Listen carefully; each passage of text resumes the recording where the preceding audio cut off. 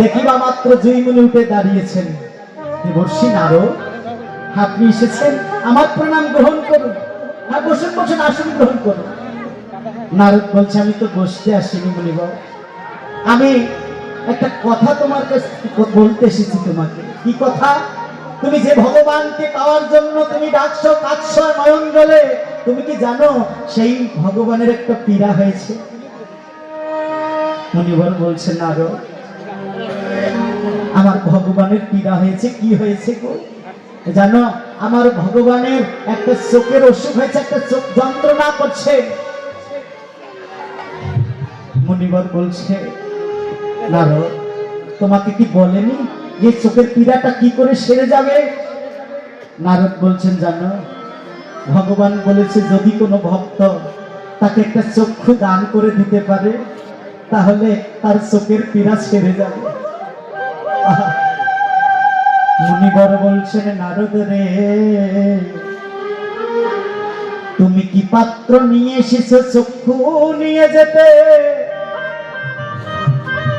তুমি আমাকে সেই পাত্রটুকটা দাও।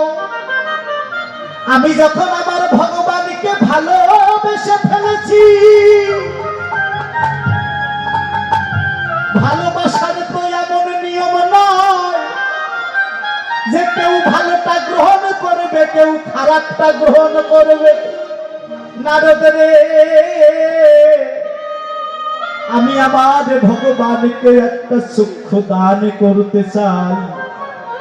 এই বলে মন্দিরে থাকা ফল কাটা ছুরি হাতে নিয়ে একটা চক্ষু নারদের হাতে তুলে দিয়ে দিয়েছে।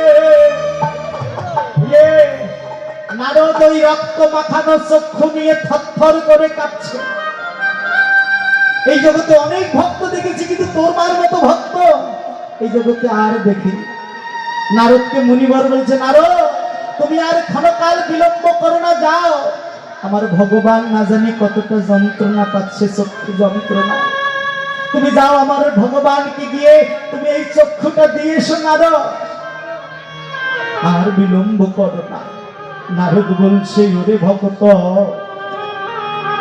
এই জগতে অনেক ভক্ত দেখেছি, কিন্তু তোমার মতো ভক্ত আমি জগতে আর একটাও দেখিনি। ওরে ভক্ত রে, তুমি আমার তোমার চরণ হইতে তাড়িয়ে দিও না, তোমার চরণ ধুলি আমাকে একটু নিতে দাও। ওরে ভক্ত,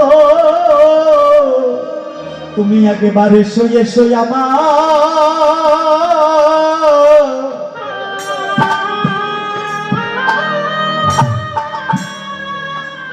আমার বক্ষে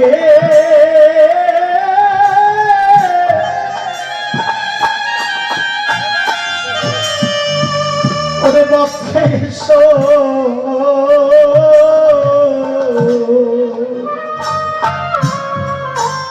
ভক্তরে আমার,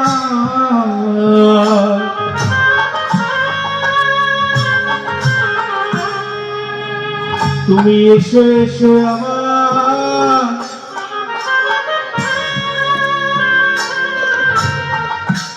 এসো এসো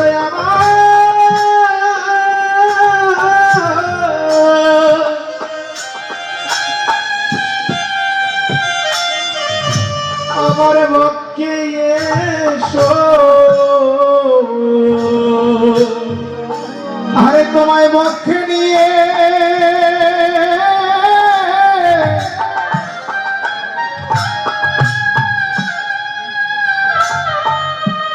ওর জন্ম ধন্য,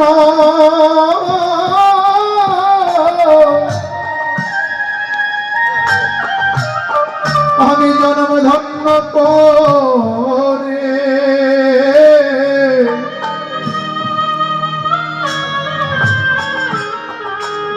একেবারে এসো ভক্ত,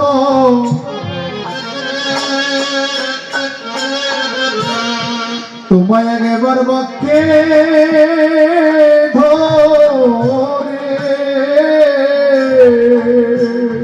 আমার তাপিত হৃদয়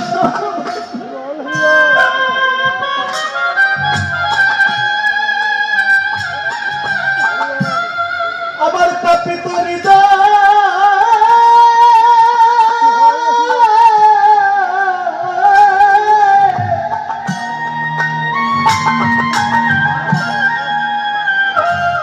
আমার তাপিত হৃদয়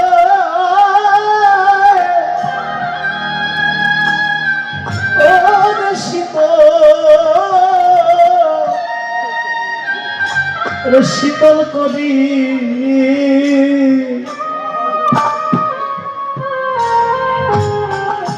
তুমি এসো এসো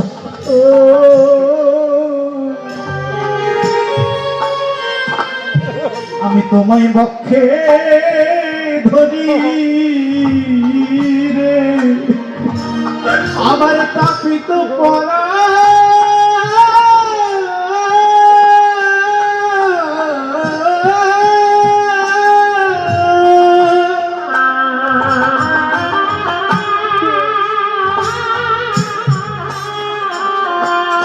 আমার তাপিত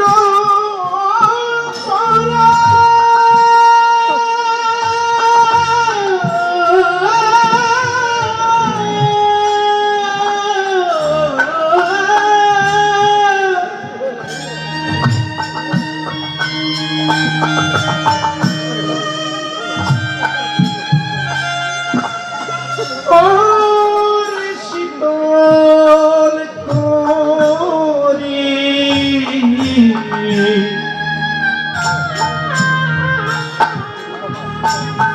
তুমি এসো এসো ভক্ত আমার একে অপরের সঙ্গে বক্ষ মিলিয়ে নাও মা একেবারে পড়াই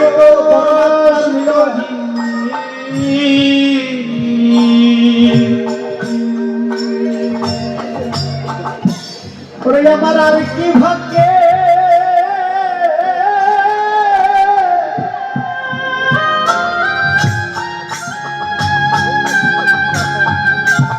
ওরে হয় কি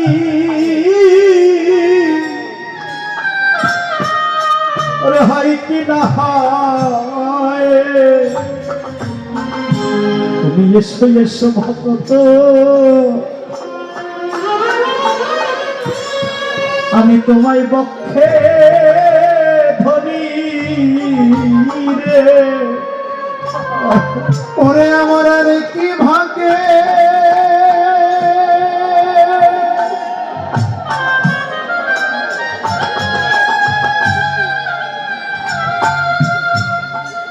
ওরে আমার আর কি ভাগ্যে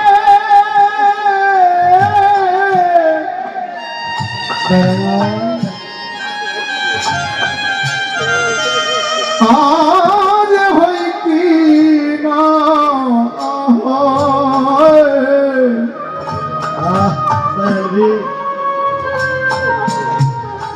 একেবারে শৈশো ভগত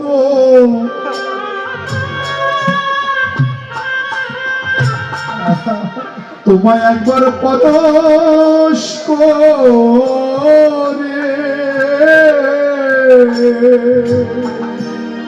তোমায় পরশ করে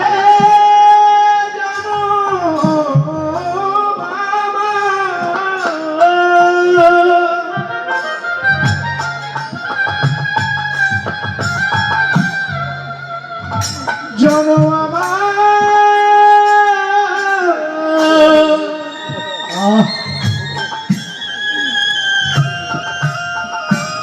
ওরে ধন্য করি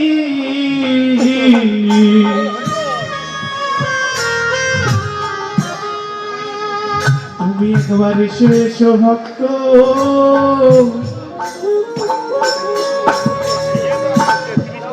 ওরে আমার পক্ষে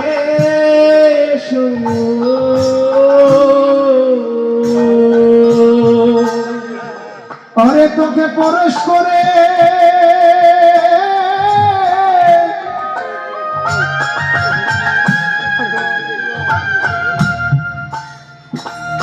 তোকে পরশ করে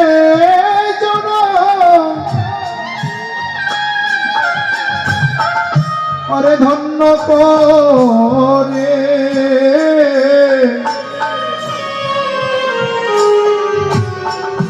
একবার এসো এসো ভক্ত,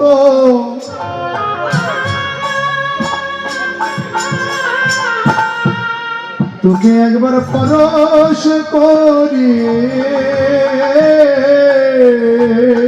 বাবা, যারা একে অপরকে বক্ষ দিয়ে জড়িয়ে ধরছেন বক্ষে, এর মতো শান্তি আছে? এটাই তো পরমাত্মার মিলন। একজন আর একজন মানুষকে জড়িয়ে ধরলে এর যে কি আনন্দ, যারা ধরেছে তারা কেবলমাত্র এটা উপলব্ধি করতে পারে, তাছাড়া কেউ পারে না। বিশেষ করে একটা ভক্তকে যদি আর একটা ভক্ত বক্ষে জড়িয়ে ধরে, এই যে কি আনন্দ, এই পরম আনন্দ, এটি সবাই উপলব্ধি করে না। অনেক ভক্ত দেখেছি, কিন্তু তোর মতো মার মতো ভক্ত এই জগতে আর একটাও দেখলাম না। তুমি ভগবানের জন্য তুমি চক্ষু দিয়ে দিলে, তোমার এতটুকু পিছপা তুমি হলে না। তুমি কি জানো, এই চক্ষুটা দেয়াতে তুমি অন্ধ হয়ে গেলে। নারদকে বলছে, নারদ আর কথা নয়, না জানি আমার ভগবান কত যন্ত্রণা পাচ্ছে, যা এই চক্ষুটি তুমি দিয়ে এসো আমার ভগবানকে। নারদ ছুটে চললেন এই চক্ষু নিয়ে, রক্ত মাখা চক্ষু এটি নিয়ে যাচ্ছেন। আর কিছুক্ষণ পরে মুনিবর ডাক দিলেন, নারদ, নারদ, ও নারদ। নারদ থমকে দাঁড়ালেন। নারদ মনে মনে ভাবলেন, কি ব্যাপার, উনি আমাকে আবার কিছু ডাকে কেন? হয়তোবা অনুরাগের বশীভূত হয়ে, আবেগের বশীভূত হয়ে উনি মনে হয় নয়নটা দিয়েছে, এখন আবেগ কেটে গেছে, চক্ষু যন্ত্রণা করছে, এজন্য আবার বুঝি চক্ষুটা পেতে চায় না। আমি তো আর চক্ষু দেব না, আমি চক্ষু যখন পেয়েছি আর চক্ষু দেব না, এই বলে দাঁড়িয়ে আছে। এই যে মা, মুনিবরের এক নয়নের রুধির ধারা, এক নয়নে রক্ত পড়ছে ঝরঝর করে, আর এক নয়নে নয়ন জল নিয়ে ছুটতে ছুটতে গিয়ে নারদকে ধরেছে। নারদ, ও নারদ, আমি তোমাকে ডাকছি, তুমি শুনছো না কেন? বলে, দেখুন মুনিবর, আমি চক্ষু চেয়েছি, আপনি চক্ষু দিয়েছেন, আপনার যদি চক্ষু যন্ত্রণা করে আমার চক্ষু লাগবে না, এই নিন আপনার চক্ষু, আপনি নিয়ে নিন। এই যে মা, নারদকে বলছেন মুনিবর, নারদ, আমি তো চক্ষু নেওয়ার জন্য তোমাকে ডাকিনি, কেন ডেকেছ? নারদ রে, তুমি কি শুনে এসেছ আমার ভগবানের ডান চক্ষু যন্ত্রণা করে না বাম চক্ষু যন্ত্রণা করে? নারদ রে, আমি তো আমার ভগবানকে ডান চক্ষু দিলাম, যদি আমার ভগবানের বাম চক্ষু যন্ত্রণা করে, আমার এই ডান চক্ষু তো ভগবানের সেবায় লাগবে না। নারদ থমকে দাঁড়ালেন, ভয়টাই তো, আমার তো জেনে আসা হয়নি কোন চক্ষু যন্ত্রণা করে, তা তুমি এখানে ঘনকাল বিলম্ব করো, আমি জেনে আসি ডান চক্ষু না বাম চক্ষু যন্ত্রণা করে। মুনিবর বলছে, নারদ, ততক্ষণে অনেক দেরি হয়ে যাবে, না জানি আমার ভগবান কত যন্ত্রণা পাবে, কষ্ট পাবে। নারদ রে, আমার তো আরো একটি চক্ষু আছে, আমি এই চক্ষু নিয়ে আমাকে দিয়ে দেই, তুমি নিয়ে যাও আমার ভগবানের কাছে, যে চক্ষু আমার ভগবানের সেবায় লাগবে, সেই চক্ষু তুমি ভগবানের সেবায় লাগিয়ে দিও। আর যে চক্ষু আমার ভগবানের সেবা লাগবে না, সেই চক্ষু তুমি ফেলে দিও। মা, একটুকে বললাম, যদি অনুরাগ না আসে কখনো, কেউ একটি চক্ষু দিতে পারে, খুলে দিবেন আপনি? যার যখনই জীবনে যার মধ্যে অনুরাগ আসে, সে যাকে চক্ষু তুলে দিয়েছে, তার যন্ত্রণায় যে কাতরাচ্ছে, অথচ ভগবানের জন্য আর একটা চক্ষু দিতে চাইছে। কি অনুরাগ! দেখেছেন ওমা এবার বাকি চক্ষুটি তুলে নারদের দুটি হস্তে দুটি চক্ষু তুলে দিল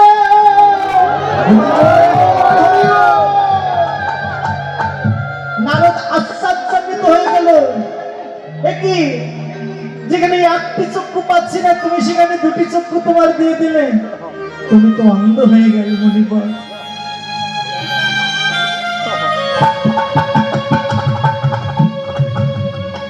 মণিবর বলছেন আরো আমাকে নিয়ে তোমার চিন্তা করতে হবে না তবে একটা তোমার কাছে আমার অনুরোধ কি জানো তুমি আমাকে আমার ওই মদন গোপালের মন্দিরে একটু রেখে আসবে আমি তো চক্ষু দান করে অন্ধ হয়ে গেলাম আমি তো আর নয়নে দেখতে পাচ্ছি না তুমি একটু আমাকে মন্দিরে রেখে আসবে নারদ বলছে ধুর মশাই আপনি তো চোখে দেখতে পান না অন্ধ হয়ে গেছেন আপনার এখানে থাকাও যা ওই মন্দিরে থাকাও তা আপনি তো চোখে দেখতে পারেন না মুনিবর বলছে নারদ আমি না হয় আমার ভগবানকে দেখতে পাবো না যদি আমি মন্দিরের এই দরজায় দাঁড়িয়ে থাকি আমি না হয় আমার ভগবানকে দেখতে পাবো না ভগবান তো আমায় দেখতে পাবে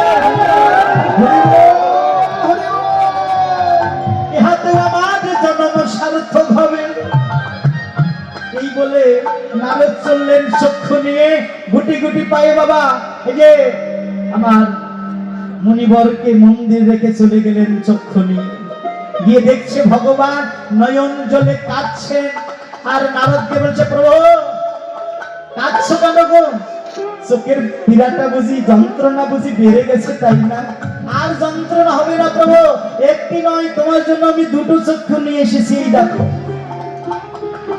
নারদকে বলছে নারদ আমি তো চোখের যন্ত্রণায় কাঁদছি না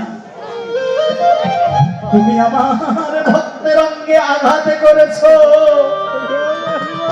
এই ভক্তের অঙ্গে আঘাত করেছো বলে আমার নয়ন জলে আমি কাঁদছি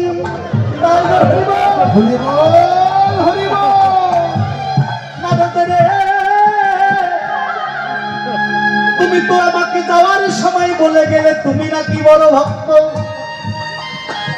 কিন্তু নারদ রে তোমারও তো নলাটে দুটো চক্ষু ছিল ওই তুমি তো বললে না প্রভু তোমার চক্ষু যন্ত্রণা করে আমার এই দুটো চক্ষু থেকে তুমি একটা চক্ষু নিয়ে নাও তুমি চলে গিয়েছো অন্যের চক্ষু আনবার জন্য তুমি এখন বিচার করো কে বড় ভক্ত আশার খেয়ে পড়লেন ভূমি তোলে নারদ প্রভু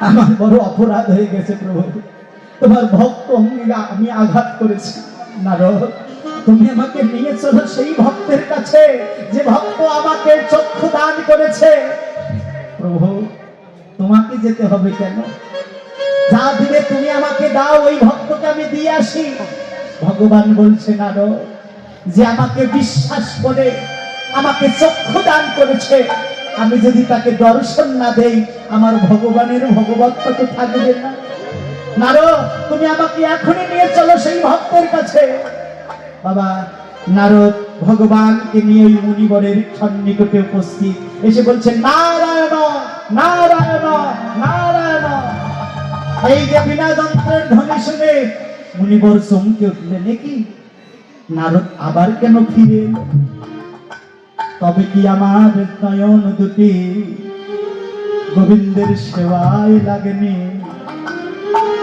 বসে বসে কাঁদতে লাগলেন আর নারদকে বলছে মুনিবর তোমার কান্নার অবসান হয়েছে গো এই যে তুমি যাকে চক্ষু দিয়েছো যে ভগবানকে ভগবান তোমার কাছে এসেছে ওই আমি তো দেখতে পাচ্ছি না নারদ তুমি দেখতে পাবে কি করে তুমি তো অন্ধ দেখো আমি না হয় ভগবানের ওই মধুর মূর্তিটি আমি দেখতে না পাই কিন্তু আমার হস্ত দুটো গোবিন্দের এই রাতুল রান্না চরণে স্পর্শ করে আমি দেখতে না পাই তাতে কি হয়েছে আমার ভগবানে ওই রাতুল রান্না কোমল চরণ দুখানা আমি সেবা করতে চাই এই যে মা নারদ যখন হস্ত দুটো গোবিন্দের চরণে দিয়ে দিল আর গোবিন্দের চরণ স্পর্শে তার প্রতিমা দিব্য চক্ষু প্রস্ফুটিত হলো, আর দিব্য চক্ষুতে দর্শন করছে শঙ্খ চক্র গদা পদ্ম চতুর্ভুজ মূর্তিমান। হে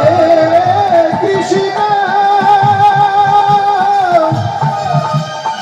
প্রভু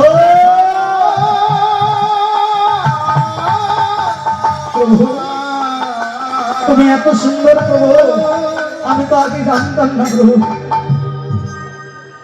মুনিবর এই নাও চক্ষু দুটো, নারদকে পরীক্ষা করবার জন্য আমি চক্ষু দুটো নিয়েছি। এই নাও, তোমার চক্ষু আমার লাগবে না, তোমার চক্ষু দুটো নিয়ে নাও। মুনিবর কি বলছে জানেন? প্রভু আমাকে চক্ষু দিতে এসেছো, আমি তো চক্ষু নেব না। কেন নেব না? আর কেনই বা তুমি নেবে না? প্রভু গো, যে চক্ষু থাকতে আমি তোমায় দেখতে পারিনি, আমি সে চক্ষু আর চাই না। আরে চক্ষু না হয় না নেব, কিন্তু জাগতিক জগতে চলতে গেলে তো একটা চোখের দরকার। অন্তত একটা নাও। হ্যাঁ প্রভু নিতে পারি, তবে তোমাকে আমাকে কথা দিতে হবে, আগত যদি কোনো জন্মে আমি আসি, এই জগতে একটা চক্ষু নিয়ে আমি জগতে আসব। অনেক ভক্তের ভিড়ে হয়তো আমি হারিয়ে যাব। তুমি যার দেখবে একটি নয়ন, সেই জয়মণি তোমার অপেক্ষায় দাঁড়িয়ে থাকবে। তুমি সেদিন আমায় কৃপা করবে। প্রভু আমি একটি নয়ন নেব, আর নেব না। বলে বলো, তুমি আমায় বিশ্বাস করে তুমি আমাকে চক্ষু দিয়েছো, বলো তুমি কি চাও? তুমি যা চাইবে আমি তোমাকে তাই দিয়ে যাই। এই যে বাবা ভক্ত আমার জুইমণি চাইছেন কি অপূর্ব চাওয়া। প্রভু তুমি যদি আমায় দিতে এসেছো, তুমি আমায় এই দিয়ে যাও। কি দিবে জানো? এ জন্মে নয়, জন্মে জন্মে যতবার এই জগতে পাঠাও না কেন, আমি যেন কোনোদিন ওই চরণ ছাড়া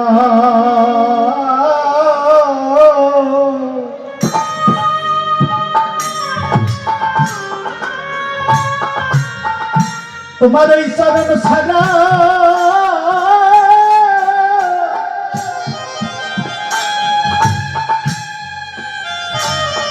আমি যেন হয়ে না যাই।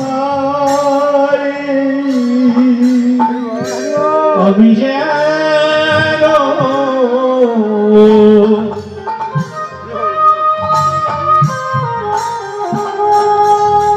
যেন তোমার ওই চরণ ছাড়া কোনদিন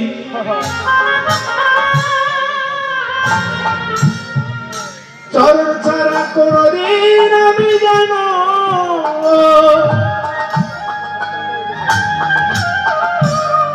ওরে হয়ে না যাই।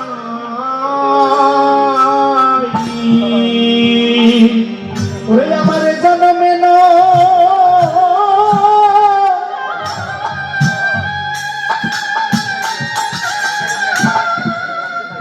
প্রতি জন্মে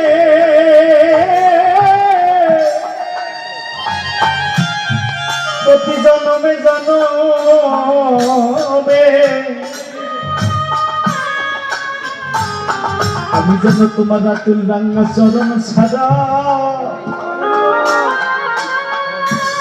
রে হইয়ে না যাই রে।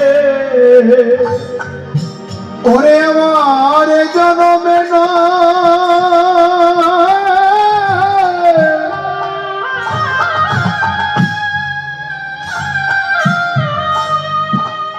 ওরে প্রতি জনমে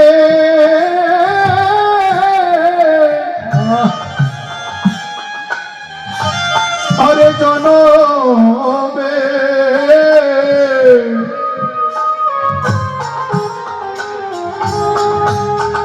আমি যেন কোনোদিনে তোমার চরণ ছাড়া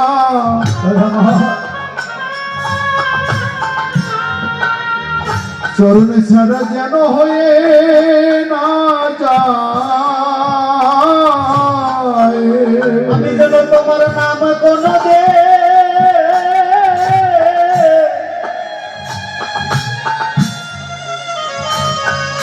ভুলে না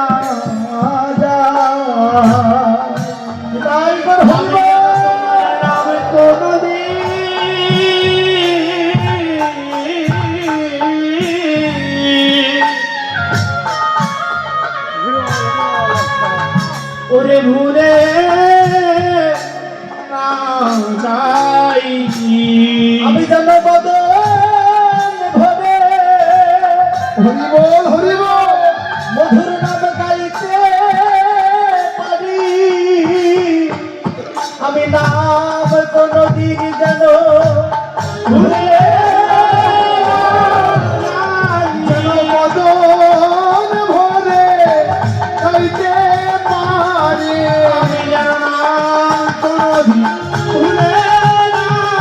আমি যেন বদন ভরে গাইতে পারি, বদন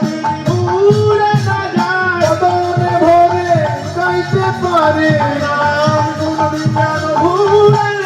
যেন বদন ভরে আমি গাইতে পারি। তোমার নাম যেন আমি কোনদিন রাধে রাধে। ভুলে ভুলে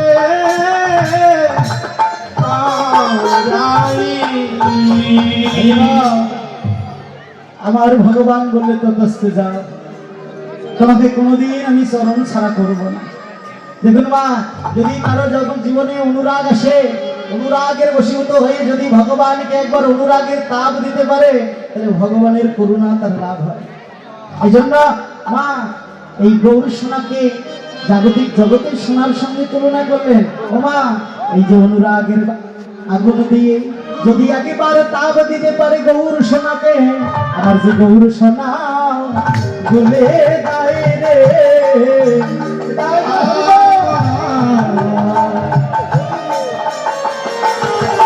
আমার যে গৌর সোনা বলে বলে যায় রে, ওই অনুরাগের তাপে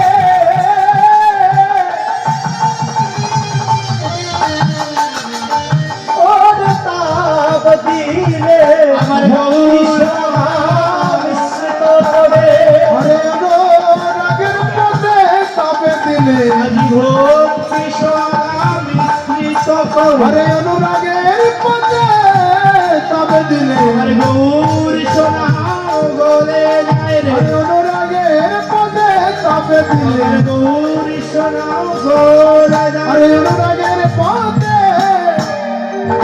তাপে দিলে, আমার যে গৌর সোনা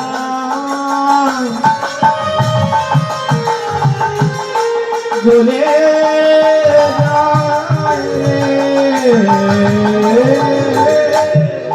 আমার বৈষ্ণব কবি আরো দেখলেন কি, আহা পিরে তীর্ম মরতে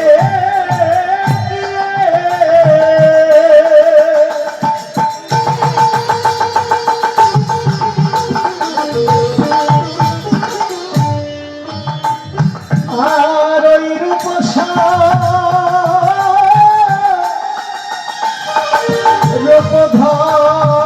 রূপধারে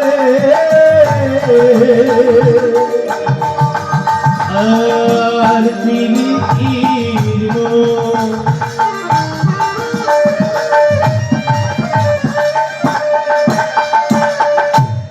ওরে মূরতি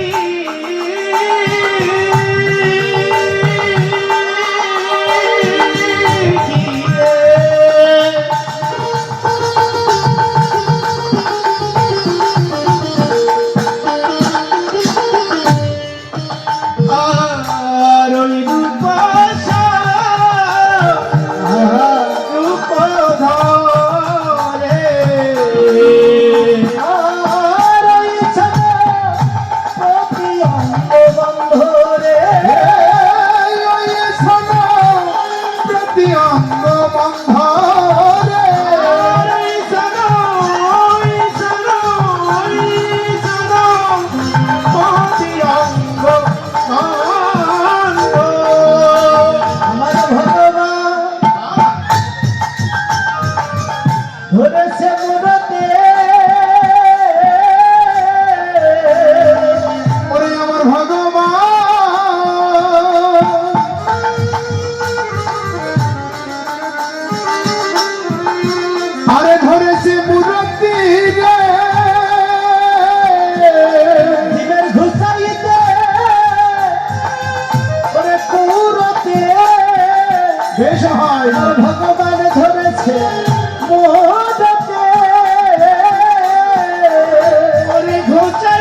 আসিবে